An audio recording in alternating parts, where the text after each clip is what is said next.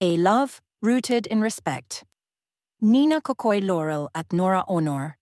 Ang salitang respeto ay isa sa pinakamahalagang pundasyon ng anumang uri ng relasyon. A love rooted in respect.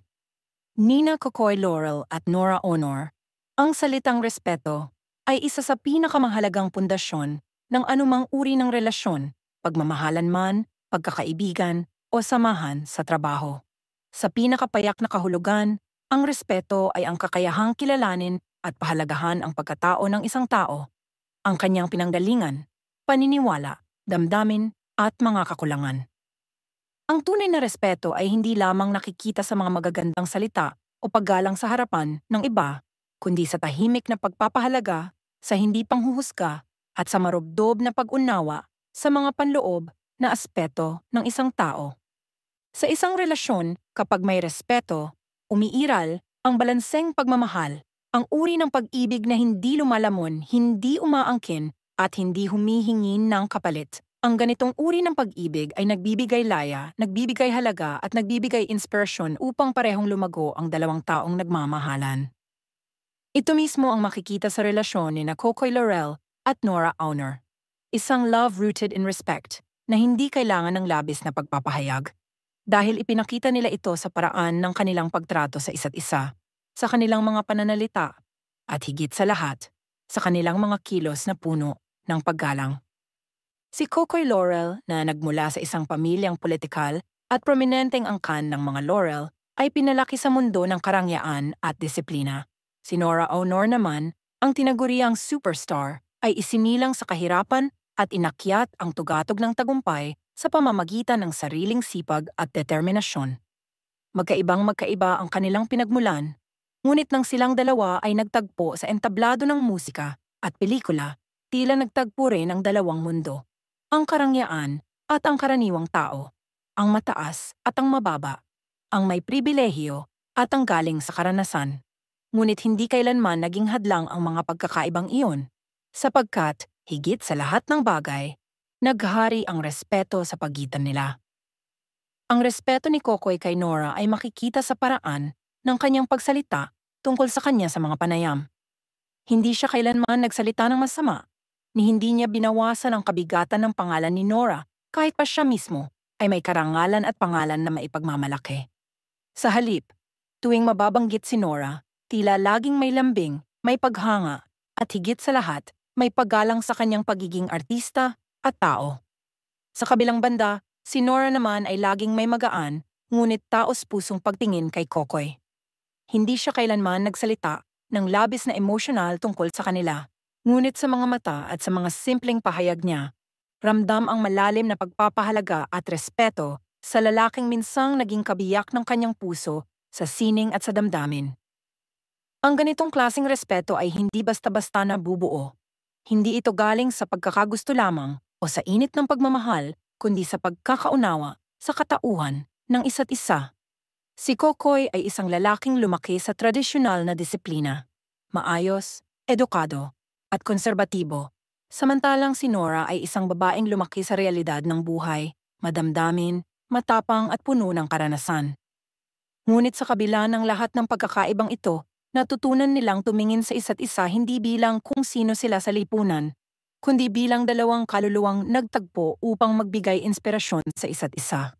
Ang respeto ang naging tulay na nagdugtong sa kanilang mga mundo.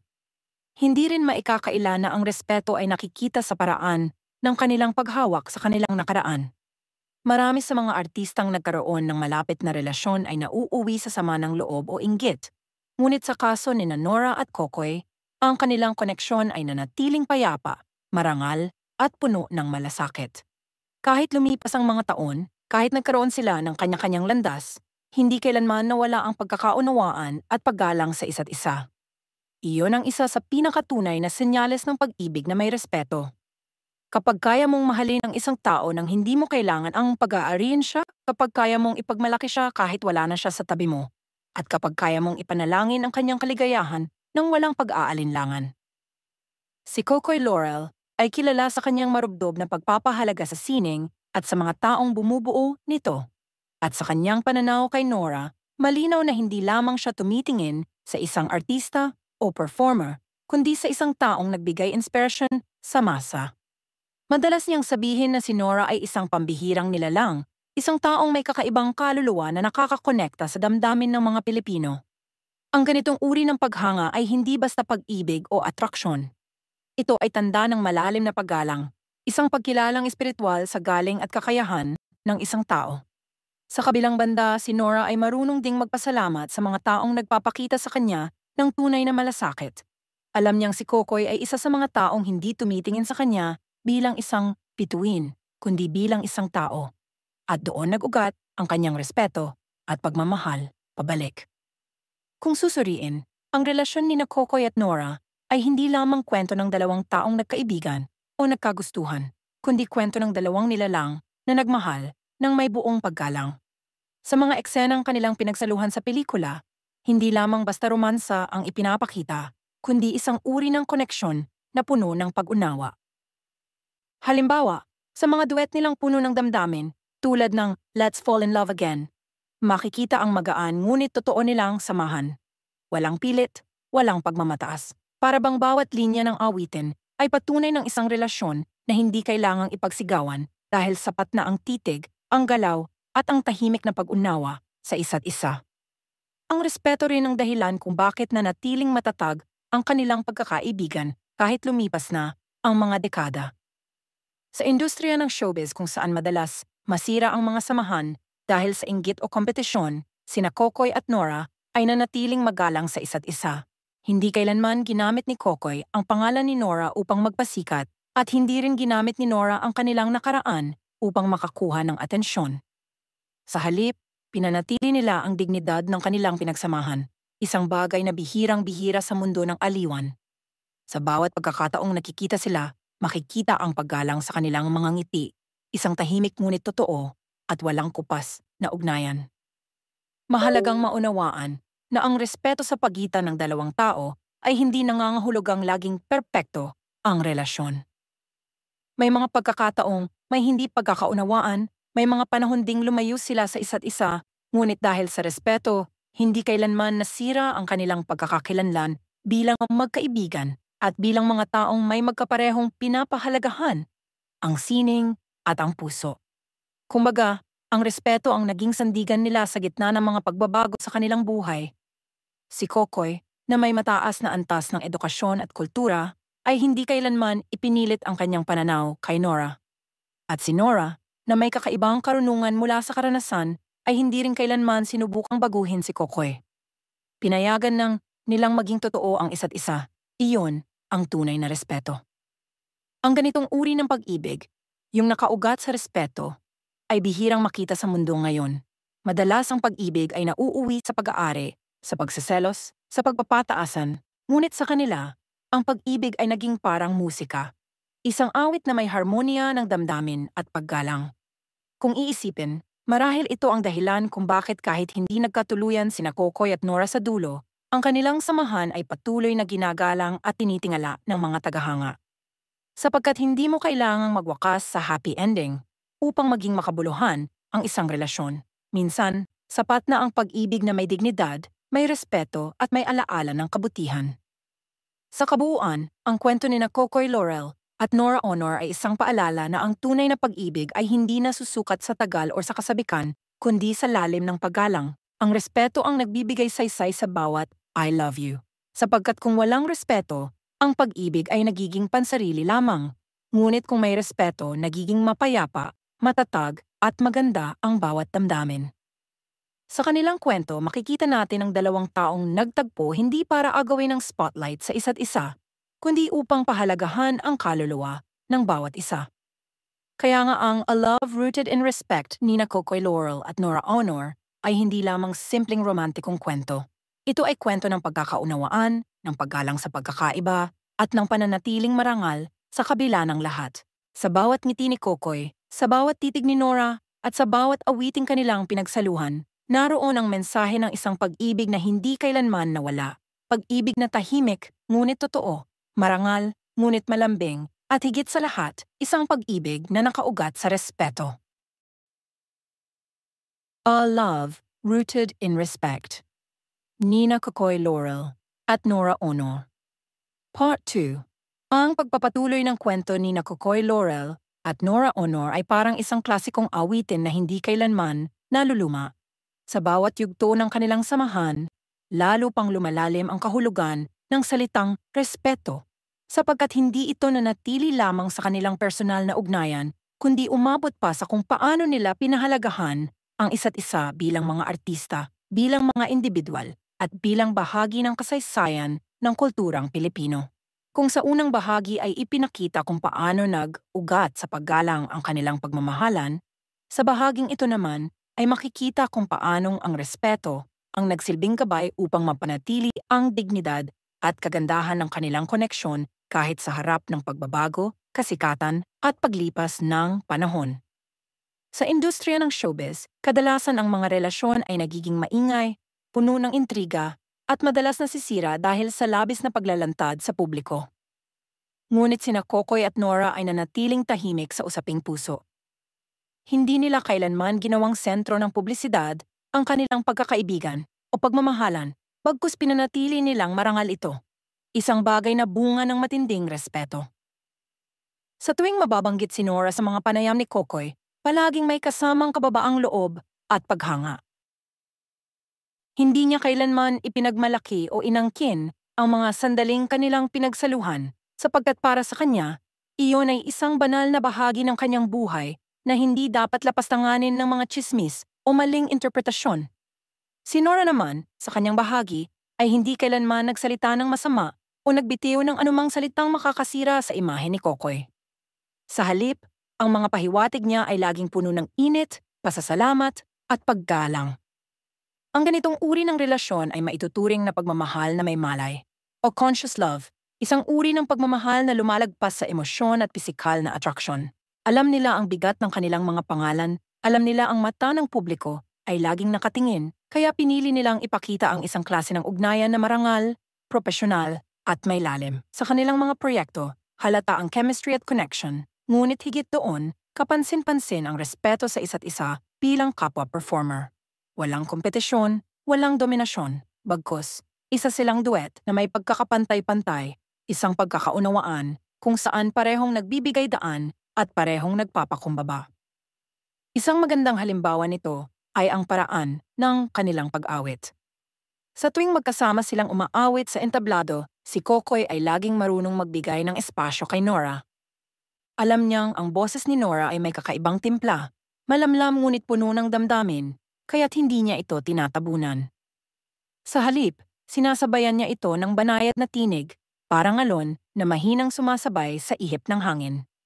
Si Nora naman ay marunong ding magbigay daan, hindi kailanman nagmamadali o nagpapakitang gilas, kundi nakikinig, umaayon, at nagbibigay pugay sa talento ni Kokoy. Ang ganitong uri ng musikal na pakikipag-ugnayan ay hindi matututunan sa paaralan. Ito ay bunga ng tunay na respeto.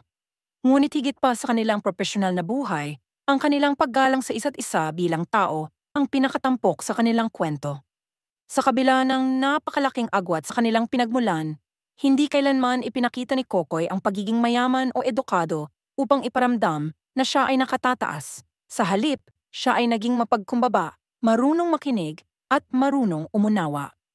Nakita niya kay Nora hindi lamang ang isang artista, kundi isang babaeng matatag, may tapang, at may kakayahang ipaglaban ang kanyang pangarap sa kabila ng mga hadlang. Samantala, si Nora naman ay hindi kailanman nagpakita ng insekuridad o pagdududa sa harap ni Kokoy. Bagkus, siya ay naging totoo. Ang babaeng galing sa masa na kayang makipantay sa pinakamataas na antas ng lipunan, hindi dahil sa kayamanan, kundi dahil sa talento at puso. Ang kanilang relasyon ay parang tulay na nagdurugtong sa dalawang mundo. Ang mundo ng may kaya at ang mundo ng karaniwan, ngunit hindi kailanman nagkaroon ng banggaan. Sa halip, naging inspirasyon ito para sa marami na ang respeto ay kayang bumura ng mga hangganan ng lipunan. Sa mga panahong magkasama sila sa entablado o pelikula, tila pinapatunayan nila na ang pag-ibig ay hindi nasusukat sa yaman, edukasyon o katayuan, kundi sa kung paano mo pinahahalagahan at pinakikinggan ang damdamin ng kapwa mo. Lumipas man ang mga taon, nanatiling buhay ang alaala ng kanilang samahan dahil sa uri ng respeto na ipinamalas nila. Sa bawat panayam o artikulong nagbabanggit sa kanila, palaging may kasamang pangungusap na may dignidad at may lalim ang kanilang koneksyon. Ito ay hindi bunga ng publicity o script, kundi ng katotohanan na sa likod ng mga camera, sila ay totoong magkaibigan at magkasangga sa sining. Si Kokoy ay isa sa ilang lalaking hindi kailanman gumamit ng pangalan ni Nora upang palakasin ang sarili niyang reputasyon. Sa katunayan tuwing pinag-uusapan siya, laging may halong pagkamangha, hindi lamang sa kanyang talento kundi sa kanyang pagkatao. Si Nora naman kahit na tinaguri ang superstar ay hindi kailanman nagmataas kay Kokoy. Ang respeto niya ay nakaugat sa pagkilala sa kabutihan ng puso ni Kokoy, isang lalaking marunong rumespeto sa babae, hindi lamang bilang artista, kundi bilang isang nilalang na may sariling isip at damdamin. Ang respeto ay isang haliging bumubuo ng matatag na pag-ibig sapagkat kapag ito ay nawala, ang relasyon ay nagiging hungkag. Sa kaso ni Kokoy at Nora, hindi kailanman ito nawala kahit lumipas ang panahon. Marami mang dumating na pagsubok sa kanilang mga karera, maraming tsismis na lumabas, at maraming taong sumubok na basahin ang tunay na laman ng kanilang ugnayan na natiling buo at malinis ang imahe ng kanilang samahan. Marahil ito ay dahil pareho nilang pinili ang katahimikan kaysa sa drama, ang respeto kaysa sa pagpapaliwanag. Hindi nila kailangang ipagtanggol ang isa't isa sa madla dahil alam nilang ang katotohanan ay makikita sa kanilang mga mata, sa kanilang mga ngiti, at sa paraan ng kanilang pakikitungo sa isa't isa. Ang pag-ibig na nakaugat sa respeto ay hindi kailanman natatapos, sapagkat ang respeto ay walang hanggan. Ito ay isang damdaming nananatili kahit mawala ang apoy ng pagnanasa, kahit humina ang kilig, kahit magbago ang panahon. Kapag ang respeto ang naging pundasyon ng pagmamahal, ang alaala nito ay nagiging immortal. At ito ang dahilan kung bakit hanggang ngayon, ang mga tagahanga ni Kokoy at Nora ay patuloy pa ring humahanga sa kanilang samahan. Hindi ito basta nostalgia. Ito ay pagkilala sa isang uri ng pagmamahalan na malinis, tahimik, at tunay. Sa mas malalim na pagtingin, makikita rin natin na ang respeto ni Kokoy at Nora sa isa't isa ay nagbigay ng aral sa mas nakababatang henerasyon ng mga artista at tagahanga. Sa panahon ngayon na madalas ipinagpapalit ang paggalang para sa atensyon, ipinakita nilang ang tunay na koneksyon ay hindi kailangang ipagsigawan. Sa halip, ito ay pinoprotektahan, inaalagaan, at pinahahalagahan. Maraming mga love team ang sumikat at naglaho, ngunit ang tandem ni Kokoy at Nora ay nananatili sa puso ng mga tao dahil may lalim ito. Isang lalim na nakaugat sa respeto, hindi sa eksena o sa script. Kung tutuusin, maaaring hindi sila nagwakas sa altar o sa isang romantikong happy ending, ngunit sa puso ng publiko ang kanilang kwento ay isa sa pinakamagandang pag-ibig na nakita ng industriya. Sapagkat ang tunay na pag-ibig ay hindi laging kailangang magtagumpay sa anyong panlabas. Minsan, ang tagumpay nito ay makikita sa marangal na paraan ng pagwawakas. Isang pagwawakas na may dignidad, may kababaang loob, at may pagpapahalaga sa mga sandaling minsan ay kanila. Kaya sa huli, ang A Love Rooted in Respect, ni Kokoy Laurel at Nora Honor ay nananatiling isang huwaran, hindi lamang ng pag-ibig, kundi ng pagkatao. Ipinakita nilang ang respeto ay hindi lamang salita, kundi gawa. Hindi lamang ipinapakita sa harap ng kamera, kundi isinasabuhay sa likod nito. Ang kanilang kwento ay hindi kailanman naglaho dahil ito ay itinanim sa lupang mataba ng paggalang at gaya ng isang punong matibay, patuloy itong lumalago at nagbibigay inspirasyon sa bawat pusong marunong rumespeto at magmahal ng totoo.